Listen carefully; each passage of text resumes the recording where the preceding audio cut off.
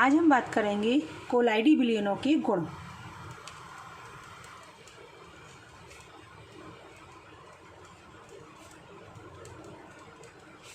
या इंग्लिश में बोलते हैं प्रॉपर्टीज ऑफ सॉल।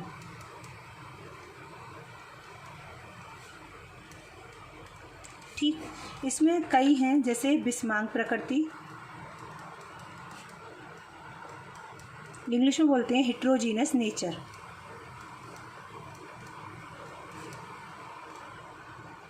देखो ये वाला है हमारा सबसे पहला, बिस्मांग प्रकृति, हेट्रोजीनस नेचर।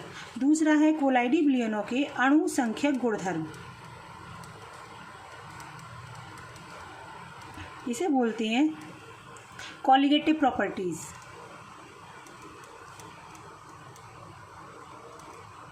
Of sol. ठीक, फिर आता है हमारा टिंडल प्रभाव, मोस्ट इम्पॉर्टेंट टॉपिक है। ब्राउनी गति, मोस्ट इम्पॉर्टेंट टॉपिक है ये भी। ठीक, इसके बाद है वैद्युत आवेश,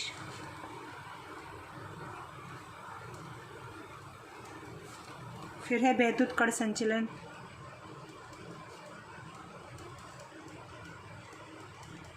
इसको बोलते हैं इलेक्ट्रोफोरेसिस, और ये टिंडल इफेक्ट, ब्राउनी मूवमेंट और वैद्युत इलेक्ट्रिक चार्ज। ठीक है, और एक आता है हमारा स्कंदन, स्कंदन या अवक्षेपण। ये भी इम्पोर्टेंट, ये इम्पोर्टेंट, ये और ये चार इसके इम्पोर्टेंट टॉपिक हैं। सबसे पहले हम बात करते हैं हमारे हेट्रोजीनस नेचर की। देखो हेट्रोजीनस नेचर, कोलाइडी विलयन के बारे में मैं तुम लोगों को बता चुकी हूँ।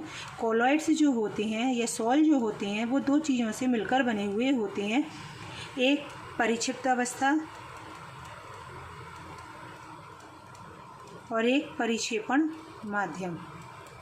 ठीक, जिसमें मैं कई एग्जाम्पल बता चुकी हूँ। इंग्लिश में बोलते हैं डिस्पर्स्ड फेज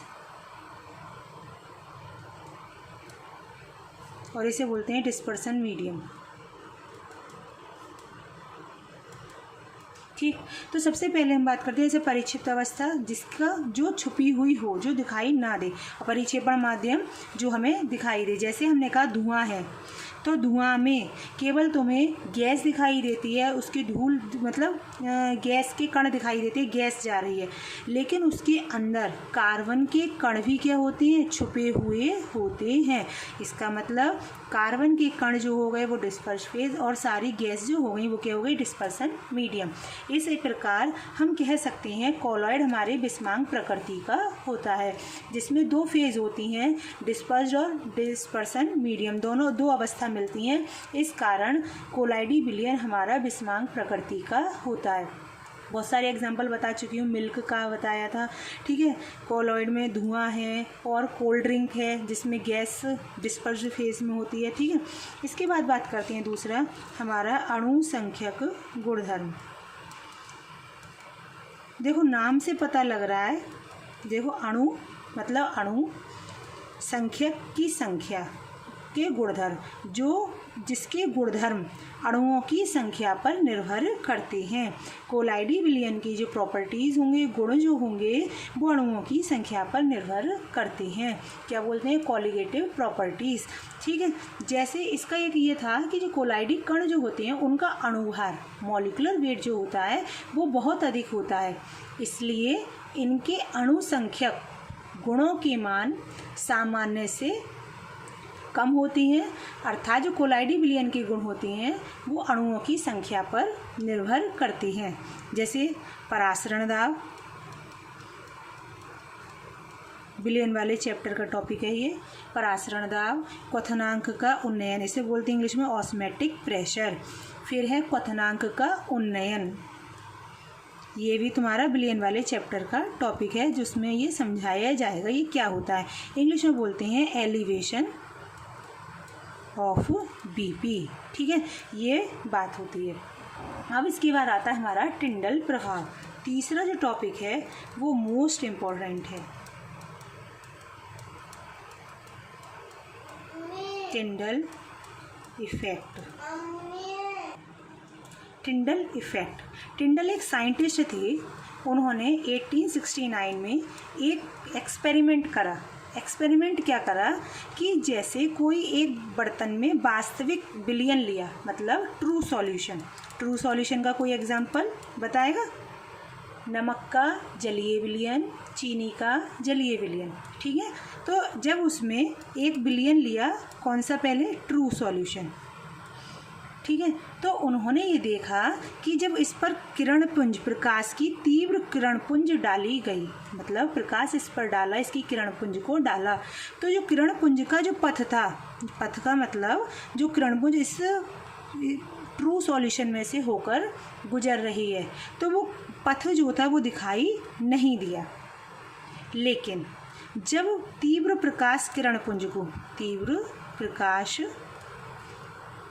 किरण पुंज, देखो हिंदी में वर्ड इसलिए बोलती हूँ क्योंकि यूपी बोर्ड की हो, शायद इंग्लिश ज़्यादा समझ में नहीं है और इंग्लिश भी साथ में ले लेती हूँ। जो अच्छी हैं उन्हें पढ़ना, अच्छे से याद करना, ये नहीं है इंग्लिश कर रहे हो तो इंग्लिश में स्पेलिंग मिस्टेक्स हों, उल्टी सीधी लिख दी, इससे अच्छा है हिंदी में ही करा जाए, ठीक है। और इंग्लिश में करते हो बहुत अच्छी बात है, ऐसा नहीं है कि इंग्लिश करने वालों के मार्क्स ज़्यादा आते हैं पर हिंदी में करने वालों के मार्क्स कम आते हैं। जो भी लिखा हुआ हो वो सही लिखा हुआ हो, उसमें कोई भी गलती ना हो, मार्क्स सभी में बराबर आते हैं, चाहे हिंदी से करो चाहे इंग्लिश में लिखो, ठीक है। अब इसकी बात था टिंडल प्रभाव में। उन्होंने ये देखा जब प्रकाश की तीव्र किरण पुंज को ट्रू सॉल्यूशन का मतलब समझ आ गया, चीनी का जलीय विलयन, जैसे पानी में चीनी मिला दी, उसे घोल दिया तो वो क्या हो गया हमारा ट्रू विलयन में से गुजारा, तो उसका तीव्र किरण पुंज का कोई भी पथ दिखाई नहीं दिया, अर्थात जो पूरा ये था विलयन कैसे दिखाई दिया? काला नजर आया।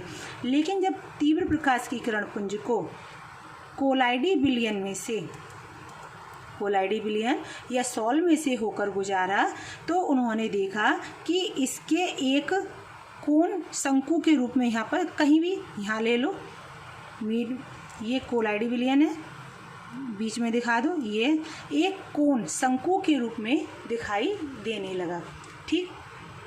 तो उन्होंने ये देखा कि जब प्रकाश किरण पुंज को कोलाइडी विलयन में से प्रवाहित करते हैं तो अंधेरे में एक किरण पुंज का पथ प्रदीप्त हो जाता है। प्रदीप्त का मतलब फ्लोरोसेंस उसमें उत्पन्न हो जाती है, मतलब वो चमकने लगता है और चमकीले शंकु के रूप में, शंकु के रूप में, कोण के रूप में दिखाई देता है। इसे सर्वप्रथम टिंडल ने देखा था 1869 में, इसीलिए उसने अपने नाम पर ही टिंडल प्रभाव कह दिया, ठीक है। तो ये क्या था? टिंडल शंकु का जो कारण था, ये टिंडल कोण बना, कोण जो बना, इसका मेन जो कारण था वो कोलाइडी कणों, मतलब कोलाइडल पार्टिकल्स द्वारा प्रकाश का प्रकीर्णन करना था, लाइट का स्कैटरिंग करनी थी। मतलब क्या था कि जो लाइट थी हमारी, उसने वो क्या कर दिया, उसे स्कैटर कर दिया, और जो स्कैटरिंग हुई उसमें प्रकीर्णन जो हुआ, तो जहाँ से स्कैटरिंग हुई वहाँ पर हमें क्या दिखाई देने लगा? एक शंकु दिखाई दिया, जिसे क्या कहा गया? टिंडल शंकु कहा गया, ठीक है। फिर से एक बार समझो, टिंडल ने साइंटिस्ट थे, उन्होंने अपने नाम पर ही उसे टिंडल प्रभाव बोल दिया कि जब हम प्रकाश की तीव्र किरण पुंज को ट्रू सॉल्यूशन, वास्तविक विलयन में से होकर गुजारते हैं तो उसका कोई भी पथ नज़र नहीं आता, काला दिखाई देता है। लेकिन जब उसको हम किसी कोलाइडी विलयन में से होकर गुजारते हैं, किसको? तीव्र किरण पुंज को, तो उसका पथ प्रदीप्त हो जाता है। मतलब पथ का मतलब उसकी किरण पुंज यहाँ से जा रही है और यहाँ से निकल रही है, तो इसका जो पथ है वो कैसा हो गया? चमकीला हो गया, चमकने लगा और एक शंकु के रूप में दिखाई देता है। इसीलिए इसे टिंडल शंकु, कोण कहा गया, क्योंकि इसे सर्वप्रथम टिंडल ने देखा था, इसीलिए इसे टिंडल प्रभाव के नाम से इसने इसका नाम रख दिया, टिंडल प्रभाव या टिंडल इफेक्ट, ठीक है। देखेंगे कहाँ से? ऊपर से, ये अपनी आइज़ बना देंगे और ये टिंडल कोण बन जाएगा। तो इसका मेन कारण, अब ये टिंडल कोण बना क्यों, शंकु बना क्यों, इसका रीज़न क्या था, कारण क्या था?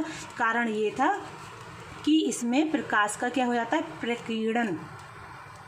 प्रकीर्णन या स्कैटरिंग हो जाती है। इसके महत्व भी थे, जैसे महत्व का मतलब इसके इम्पोर्टेंस ये थे कि माइक्रोस्कोप बनाने में, सूक्ष्मदर्शी बनाने में, क्योंकि टिंडल पर ये क्या कर रहा है, प्रकाश को प्रदीप्त कर रहा है, चमका रहा है, तो इसका मतलब सूक्ष्मदर्शी बनाने में और था सॉल की विषमांगता को प्रकट करने में, विषमांगता को प्रकट करने में, ये इसके हो गए महत्व, इम्पोर्टेंस, मतलब हेट्रोजेनिटी को प्रकट करने में, कोलाइडी कणों की संख्या ज्ञात करने में, ये देखने के लिए यहाँ पर टिंडल प्रभाव जो था वो काफ़ी महत्वपूर्ण सिद्ध हुआ। ठीक है, तो ये था हमारा आज के टॉपिक 3, विषमांगता या विषमांग नेचर, अणुसंख्या गुणधर्म और टिंडल प्रभाव। इसके बाद बात करेंगे नेक्स्ट वीडियो में ब्राउनी गति, ब्राउनियन मूवमेंट। ठीक है बच्चों।